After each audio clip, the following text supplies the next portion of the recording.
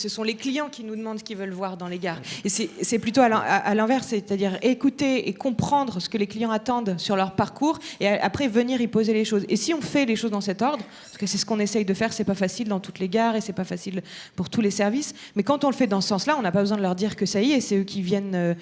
naturellement. Donc je pense que la course à l'audience, qui est une course super intéressante et très importante dans le monde du digital, elle se travaille à l'envers. On a la chance, nous, de gérer des lieux qui ont plutôt une surintensité de flux. On n'est pas tellement en train d'aller courir derrière les gens pour les faire passer dans les gares. Ils y passent tous les jours pour leur trajet. On est plutôt en train de réfléchir à ce qu'on va poser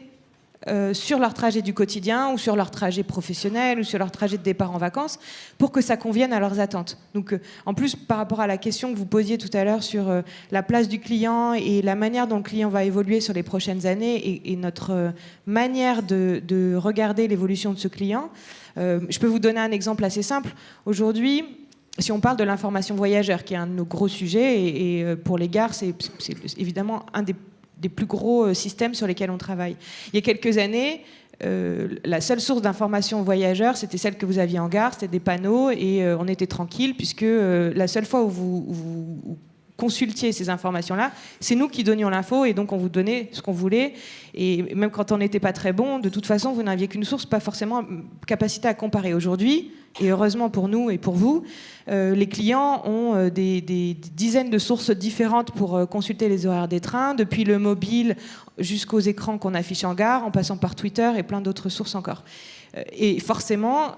ça met en lumière les faiblesses de nos systèmes quand il y en a, et donc les incohérences entre ces différents canaux, etc. Nous, notre rôle, il est d'arriver à comprendre la bonne manière de produire une information fiable sur toute la chaîne et de s'assurer que tous les canaux